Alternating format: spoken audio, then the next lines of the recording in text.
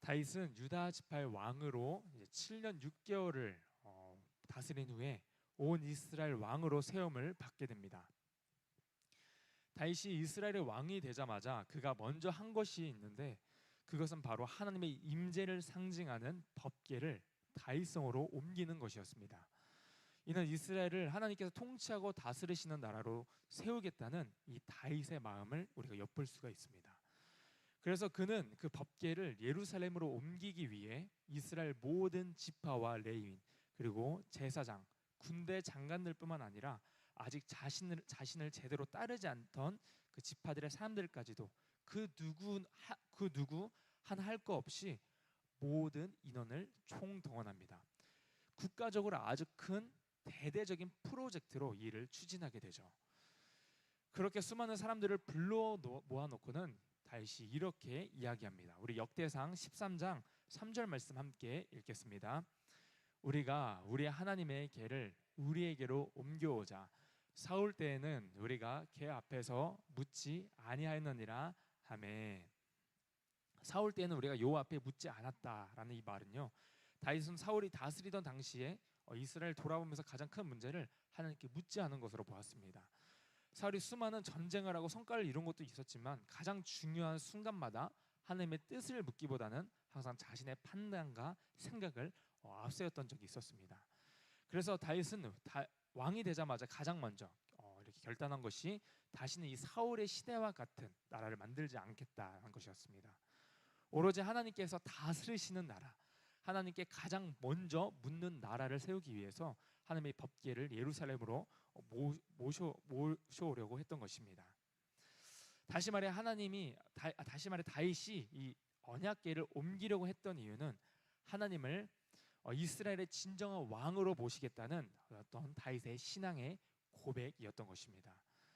하나님께서 자신을 왕으로 세우셨지만 실제로 이스라엘을 다스리시는 분은 자신이 아니라 바로 하나님이시라는 것입니다. 자신은 그저 하나님의 통치를 이루는 도구일 뿐이라는 것이죠. 바로 이러한 중심을 가진 다윗을 하나님께서는 기뻐하셨습니다. 다윗의 이런 그 마음의 중심, 이런 마음 때문에 하나님께서는 다윗을 축복해 주시는데요, 오늘 우리가 볼 역대기 14장에서는 그렇게 하나님 중심으로 살아가는 사람에게 주시는 하나님의 그 은혜와 축복을 어떻게 베푸시는지를 기록하고 있습니다. 하나님의 마음에 합한 이 다윗의 삶을 통해서 하나님께서 그의 삶을 어떻게 형통해 주시는지를 우리가 보기를 원하는데요, 우리 먼저 본문 1절 말씀 함께 읽겠습니다. 두루왕 히람이 다윗에게 사신들과 백향목과 석수와 목수를 보내 그의 궁전을 건축하게 하였더라. 아멘.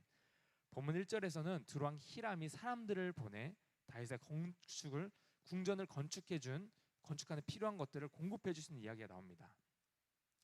다윗은 그저 하나님을 정말 마음을 다해서 섬기고 하나님의 통치하시고 다스리신 나라를 세워가기를 원했을 뿐인데, 하나님은 그 중심을 이쁘게 보시고 또 하나님께서 다윗을 정치적으로 크게 형통하게 하셨다는 것입니다.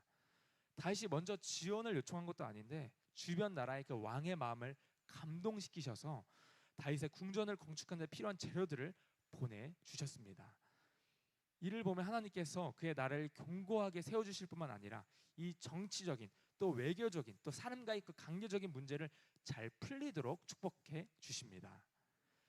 그런데 여기서 다윗은요, 하나님께서 다윗에게 이런 축복을 주신 것보다 더 중요하게 우리가 봐야 될 것은 축복을 받았을 때 다윗이 어떤 애티튜드, 어떤 태도를 취했냐는 것입니다. 많은 사람이 우리가 어려울 땐 하나님을 간절히 찾다가도요, 막상 자신이 성공하고 또 잘 나가게 되고 자신이 이렇게 높아지게 되면요, 하나님을 잊어버리기가 쉽습니다.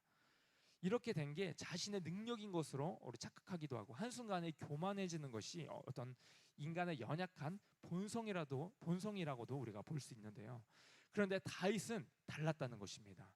그가 무엇이 달랐는지 보면 2절에 그 내용이 나옵니다. 우리 2절 말씀 함께 읽겠습니다. 다윗이 여호와께서 자기를 이스라엘의 왕으로 삼으신 줄을 깨달았으니 이는 그의 백성 이스라엘을 위하여 그의 나라가 높이 들림을 받았음을 알미었더라. 아멘. 여기서 보면 다윗이 깨달았더라, 그리고 마지막 부분에는 알미었더라 말합니다. 다윗은요 자기가 왕이 된 것이 자신의 능력이 아닌 바로 하나님께서 자신을 세우셨기 때문이라는 것을 깨달았다고 말합니다. 그리고 또 하나님께서 자신을 높이신 목적이 자신의 영광 때문이 아닌 하나님의 백성인 바로 이스라엘을 위한 것임을 알미였더라 이렇게 말하고 있습니다. 바로 이 깨달음이 아주 중요하다는 것이죠. 하나님께서 나를 왜 이 자리 가운데 세우셨는지, 그리고 왜 나에게 이런 물질을 맡기시고 물질을 주시고 왜 나에게 이런 권세와 영향력을 행사할 수 있는 힘을 주셨는지 아는 사람은요 그것을 자신의 소유처럼 사용하지 않는다는 것입니다. 그러나 우리가 이 사실을 망각해 버리는 순간부터 하나님께서 주신 것인데 마치 내 것인 마냥 착각하게 된다는 것입니다. 그래서 하나님께서 우리에게 주시는 이 메시지는요, 하나님께서 다윗을 이스라엘의 왕으로 세우셨습니다. 그리고 그런 다윗이 오직 하나님만 다스리시는 나라를 만들기에 힘썼을 때 하나님께서 그 중심을 보시고 다시 정치적으로 번영할 수 있는 축복을 허락해 주셨다는 것입니다. 이처럼 하나님 중심으로 살아가는 자들에게 하나님은 이런 풍성한 은혜와 축복을 베풀어 주십니다. 그런데 그 받은 축복 가운데서 우리의 모든 것이 하나님께로부터 왔음을 우리가 인정해야 한다는 것입니다. 그 겸손한 마음을 우리가 끝까지 잃지 말아야 한다는 것이죠. 그리고 계속해서 보면 3절과 7절까지의 말씀은요, 다윗이 예루살렘에서 여러 아내를 맞이하고 또 많은 자녀를 낳은 이야기가 나옵니다. 당시에는 자녀가 많다는 것은 곧 국가의 힘이자 하나님이 주신 복으로 여겼습니다. 그래서 많은 왕들이요 자녀들을 많이 낳아서 다른 나라의 혼인관계, 이 정략 결혼을 통해서 나라를 완성시키려고 했었습니다. 또 성경에서도 이 자녀는 하나님께서 주시는 복이자 하나님의 기업이라고 말하고 있습니다.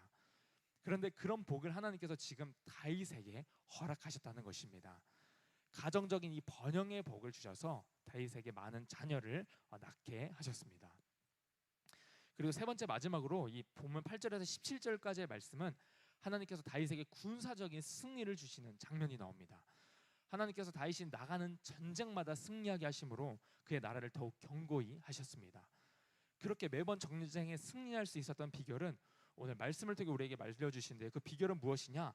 바로 다윗이 언제나 하나님께 묻고 또 물었다는 것입니다. 당시 다윗에게는 수십만 명의 군사와 뛰어난 용사들이 있었습니다. 우리가 역대상 앞부분에 앞전에 우리가 내용을 보게 되면 다윗의 용사들에 대한 그 행한 업적들과 그 명단을 쭉 소개하면서 나온 우리가 내용을 보았는데요. 다윗의 곁에는 명성이 난 용사들이 다윗 곁을 지키고 있었습니다. 그리고 현재 이스라엘 군사의 수는 40만 명의 군대로 막강한 힘을 가지고 있었습니다. 인간적으로 보면 지금 당장 나가도 이 블레셋 정도는 충분히 이길 수 있는 전력이었습니다. 그런데도 다윗은요 어떤 자신의 경험 또 군사력을 의지하지 않았다는 것입니다. 무조건 가장 먼저 하나님께 나아가 물었습니다. 본문 10절 말씀 우리 함께 읽겠습니다.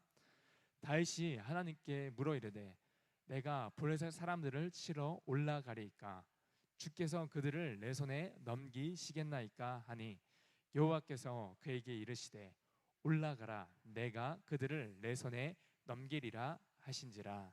아멘. 주님, 제가 올라가서 싸울까요?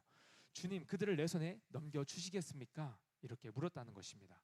그러자 하나님께서는 올라가라고 말씀하셨고 그 말씀하신 그대로 했더니 하나님께서 다윗에게 큰 승리를 거두게 하셨습니다. 그렇게 전쟁이 끝난 후에도 블레셋은요 다시 한 번 더 이스라엘을 쳐들어오게 되는데요. 그런데도 이번에도 다윗이 어떻게 했습니까? 우리 보면 14절 말씀을 함께 읽겠습니다. 다윗이 또 하나님께 묻자온대 하나님이 이르시되 마주 올라가지 말고 그들 뒤로 올라 뽕나무 숲을 맞은편에서 그들을 기습하되. 아멘. 여기서 말씀을 보시면 여기서 다윗이 또 하나님께 묻자온대, 이 또라는 표현이 나옵니다. 아마 대다수 경우에 어차피 저번에도 한번 이긴 경험이 있으니 이번에 뭐 똑같이 싸움에 이길 것이라 생각해서 당연히 그냥 바로 나갔을 것입니다. 그런데 다윗은 그렇게 하지 않았다는 겁니다.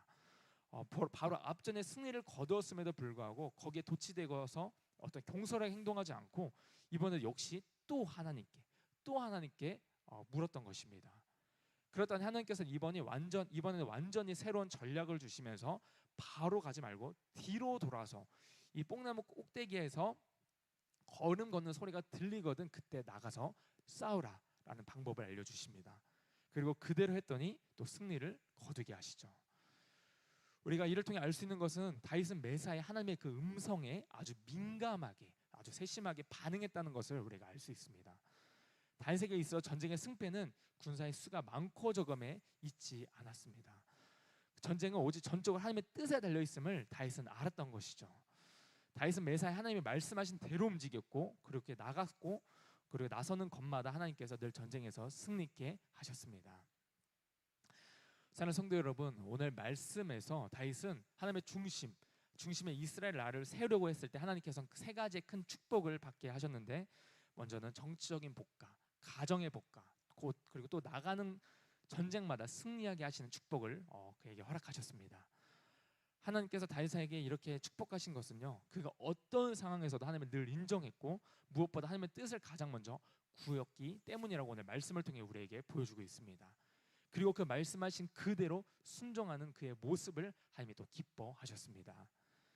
그래서 본문 17절에서는 다윗의 통치의 결과, 하나님 앞에 축복을 받은 다윗에 대해서 이렇게 이야기하는데요. 우리 본문 17절 말씀 함께 읽겠습니다. 다윗의 명성이 온 세상에 퍼졌고 여호와께서 모든 이방 민족으로 그를 두려워하게 하셨더라. 아멘. 하나님께서 다윗의 이름을 높이셨고 하나님께서 그의 삶을 형통하게 하셨습니다. 또 세상 모든 이방 민족들이, 모든 세상 사람들이 다윗을 두려워하게 만드셨다고 이야기합니다. 여러분, 이처럼 하나님을 인정하며 하나님의 중심으로 또 하나님의 음성을 따라 살아가려는 사람에게는요, 하나님께서 우리의 일터와 가정과 또 사역 가운데 우리의 삶의 각자의 영역 속에서 하나님께서 이런 은혜를 베풀어 주신다는 것입니다. 사람과의 관계적인 이 축복과 또 가정의 축복과 또 이 자녀의 축복, 그리고 우리가 가는 곳마다 승케 하시는 축복을 주신다는 것입니다. 그리고 세상에서 그의 이름을 높이신다는 사실을 오늘 말씀을 통해 우리에게 말해주고 있습니다. 그러나 그런 모든 축복과 은혜 속에서도 우리는 두 가지 사실을 잊지 말아야 되는데, 그것은 우리에게 주신 또 우리에게 허락하신 모든 것은 전적으로 하나님께서 주셨음을 인정해야 한다는 것입니다. 하나님께서 나를 이 자리에 세우셨고 나를 이 높이신 이유는 내 영광이 아닌 하나님 나라와 또 예수님의 이름을 높이기 위한 것임을 우리가 기억해야 한다는 것입니다. 둘째로는 우리가 어떤 상황에서도 매 순간 하나님께 묻는 삶을 살아야 한다는 것입니다. 우리가 당연하게 여겨지는 것도 내 뜻대로 내 생각대로 판단하고 말하지 않고 항상 하나님께 묻고 또 하나님의 음성을 따라 행동하고 결정해야 한다는 것입니다.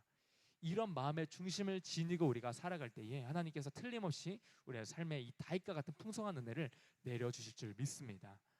하나님께서 우리의 삶에도 이 다윗처럼 인도하시고 날마다 승리의 길로 이끌어 주실 줄 믿습니다. 이런 은혜를 누리는 우리 모두 성도님들 되시기를 간절히 축복합니다. 기도하겠습니다.